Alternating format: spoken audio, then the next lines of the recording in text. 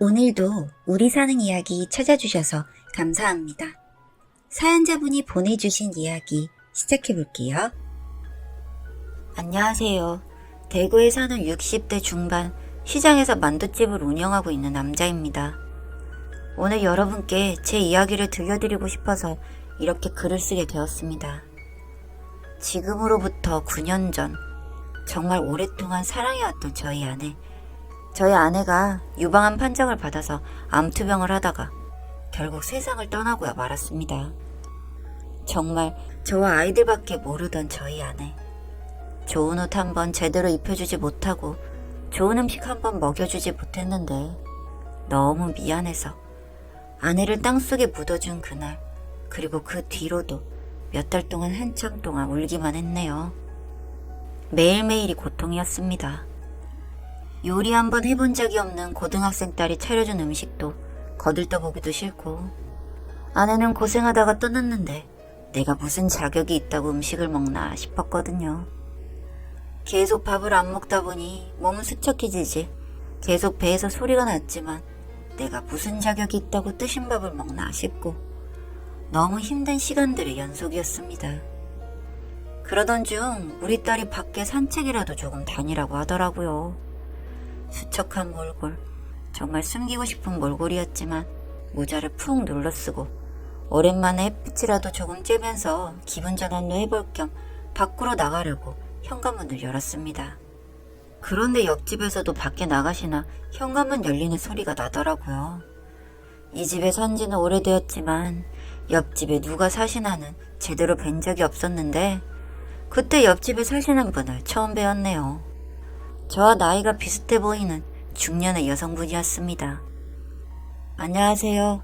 이사 온 지는 꽤 되었는데 처음 뵙네요. 용기 내서 그 아주머니께 인사를 드렸습니다. 수척한 몰골의 저였지만 그렇다고 옆집에 사는데 무시를 하고 지나갈 수는 없고 최대한 제 얼굴이 안 보이게 피하면서 그분께 인사를 드렸어요. 그런데 아무래도 제가 수척하니 말라서 티가 났는지 그분께서 조금 놀란 표정을 애써 숨기면서 저에게 말씀하시더라고요. 아, 안녕하세요. 요즘 며칠째 옆집에서 우는 소리가 나는 것 같은데 혹시 무슨 일 있으세요? 조금 오지랖일 수도 있지만 좀 걱정이 돼서요. 애써 숨기고 싶기도 했지만 오랜만에 이런 관심이 고맙기도 해서 잠깐 옆집 분의 집에 들어가서 대화를 나눴습니다. 저에게 그동안 있었던 일들을 다 말씀드렸습니다. 그저 누군가 이런 이야기를 하고 싶었나 봐요. 제 이야기를 듣던 그분은 저에게 식사는 어떻게 잘 하고 있는지부터 물어왔습니다. 아니요. 딸이 그래도 어떻게 밥은 차려주기는 하는데 아내는 고생하다 떠났는데 제가 무슨 자격이 있다고 밥을 먹어요. 옆집 그분은 그래도 밥을 먹고 남은 애들이라도 챙겨야 하늘에 있는 제 아내가 좋아할 거라고 하더니 갑자기 자신이 밥 한 끼 대접하고 싶다고 하더군요. 한사코 거부한 저였지만 계속해서 강하게 말을 하니 그렇게 소파에 앉아 기다렸습니다. 맛있는 음식 냄새가 나기 시작하더니 정말 성심성의껏 밥상을 차려주시더군요. 그 밥상 앞에서는 그동안 저를 짓눌러왔던 생각에서 벗어나 이분의 말대로 정말 남은 아이들을 책임져야 하는 사람은 나 하나뿐이니 힘내서 정말 해봐야겠다라는 생각이 들었습니다. 아마도 위로의 말과 함께 차려준 밥상이라 더 그런 힘이 있었나 봅니다. 오랜만에 맡아보는 따뜻한 밥 향기, 그리고 맛있는 국. 순간 우리 아내가 생각나서 밥 먹다가 울컥했던 게 지금도 기억이 나네요. 밥을 한 숟가락씩 입에 밀어넣는데 우리 애들 엄마가 너무 생각나더라고요. 매일 저녁 만두집이 끝나고 집에 오면 맛있는 저녁 식사를 하고 기다리던 예쁜 우리 아내. 그렇게 옆집에서 맛있는 식사를 하고 옆집 분과 얘기를 더 나눴습니다. 나이는 저와 비슷하더라고요. 49살의 자영씨. 자영씨는 몇 년 전에 남편과 사별하고 혼자 살고 있다면서 자신을 소개하더군요. 항상 조용하던 집에서 얼마 전부터 집 쪽에서 매일 울음소리가 들리니까 본인도 걱정이 되었다면서 이런 사정이 있었다니 정말 안타깝다고 진심으로 위로를 해주더군요. 자신도 같은 아픔을 겪어봐서 안다면서 말이죠.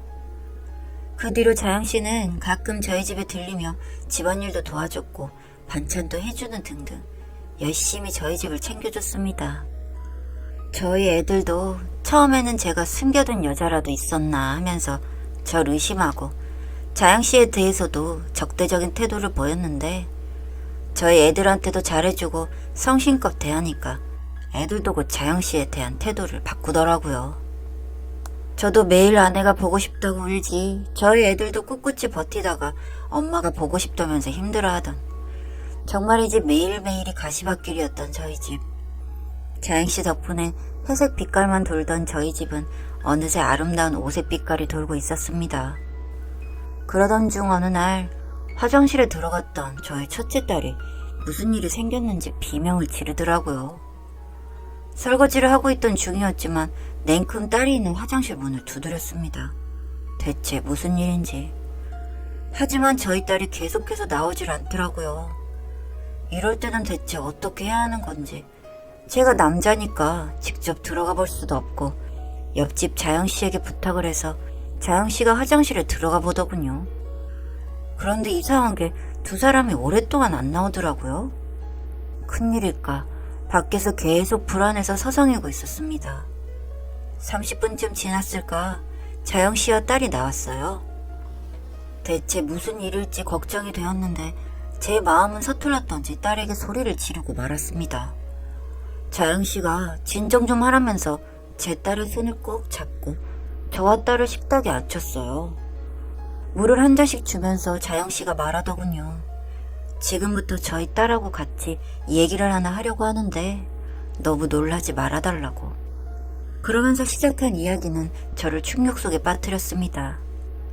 자영씨와 딸이 한 얘기는 저희 딸한테 남자친구가 있고 최근에 남자친구 집에 놀러 갔다가 같이 자게 되었는데 아이가 생긴 것 같다는 이야기였습니다. 정말 상상도 못한 일이었죠. 우리 착한 딸이 임신이라니. 처음에는 세상이 핑 도는 게 내가 잘못 들은 걸까, 꿈을 꾸는 걸까, 너무 정신이 없었습니다. 딸의 손을 잡고 다시 물어봤지만 선명한 두 줄이 떠있는 임신 테스트기를 꺼내면서 두 줄이 떴고 임신인 것 같다고 말하는 저희 딸. 정말 제 앞에 있는 세상이 다 무너지는 것 같았습니다. 다음날 자영씨와 저희 딸과 함께 산부인과에 가서도 확인해봤는데 저희 딸은 정말 임신을 한 게 맞더라고요. 19살 대학에 합격해서 대학 입학만을 앞두고 있는 딸이라서 임신은 크게 문제가 되지 않았지만 이 어린 게 애를 어떻게 키우려고. 그런데 반대로 딸은 갑작스러운 임신이지만 사랑하는 사람의 아이가 생겼다니 너무 기뻐하더군요. 그 모습에서 세상을 떠난 아내가 처음 딸을 임신했을 때 보이던 표정을 보게 되었습니다. 하지만 그 기쁨은 잠시였어요. 아이가 생긴 것을 알리자 계속해서 연락이 되지 않는 딸의 남자친구. 힘들어하는 딸의 모습을 보며 딸의 남자친구라는 아이에게 연락을 해봤자 돌아오는 말은 서로 잘못해서 생긴 아이고 여자 쪽에서 좀 더 조심했으면 아이가 안 생기지 않았냐는 말이더라고요. 정말 너무 화가 나서 그 아이에게 한 소리 해주고 싶은 것을 정말 참고 참았습니다. 화낼 시간에 이미 임신한 딸아이를 돌봐야 한다는 생각을 했고 남자친구의 마음도 돌릴 수 있으면 그리 해봐야 한다고 생각했으니까요. 하지만 그 친구는 마음을 돌리지 않더군요. 이 사실을 딸에게 알려야 했는데 정말 제 입으로는 말이 안 나오는 겁니다. 화만 내게 될 것 같아서 마음을 삭히는데 자영씨가 오히려 나서주더군요. 괜히 임신한 애한테 화를 낼 거라면 자신이 다독여가며 말하겠다고요. 그렇게 자영씨는 이야기를 시작했습니다. 매일 배를 쓰다무며 너무 좋아하던 저희 딸. 이 말을 듣자마자 딸 얼굴이 하얗게 질리더니 그 자리에서 저희 딸이 쓰러져 버리더군요. 온몸에는 땀투성이에 이마엔 식은땀이 가득한 저희 딸. 놀래서 계속 소리 지르는 자영씨. 저는 떨리는 손으로 119를 눌렀고 저희 딸은 인근의 대학병원으로 가게 되었습니다. 계속되는 초조한 검사와 검진. 다행히 딸이 조금 놀랐을 뿐이고 저희 딸은 유산은 피하게 되었습니다. 하지만 충격이 심했는지 계속해서 딸이 아무 말도 안 하더라고요. 매일 저와 자영씨가 딸의 마음을 위로해 주려 노력했는데 계속해서 아무 말도 안 하는 저희 딸. 심리검사도 받게 하고 정신과 치료도 동행해 봤지만 어린 마음에 처음 했던 사랑인데 그 사랑이 떠난 충격이 컸는지 저희 딸은 계속해서 입을 열질 않더군요. 그렇게 시간만 흘러갔고 그렇게 아기는 태어났습니다. 내가 가장 사랑하는 딸이 낳은 아이. 일반적이라면 전 이럴 때 너무 감사하고 행복해야 했는데 현실은 그렇지 못했습니다. 그렇게 임신했다며 행복해하던 딸이 그 아이를 쳐다보지도 않더라고요. 한때는 정말 태어나기 원했지만 자신이 남자로부터 버려졌다는 것을 알고는 그때부터는 정말 모든 걸 버린 것 같더군요.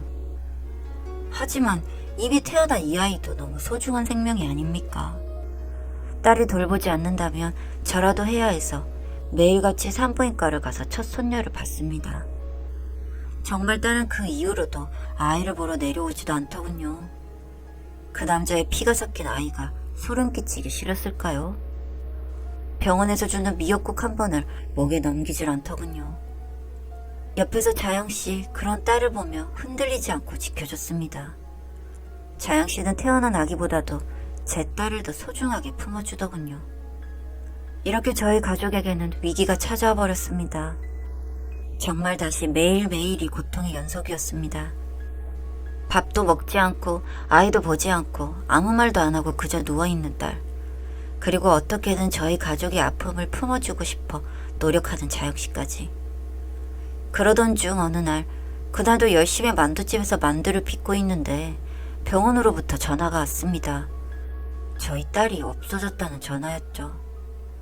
안 그래도 이렇게 병원에서 뛰쳐나갈까봐 걱정해 왔는데 설마 해가며 한달음에 병원으로 달려갔습니다.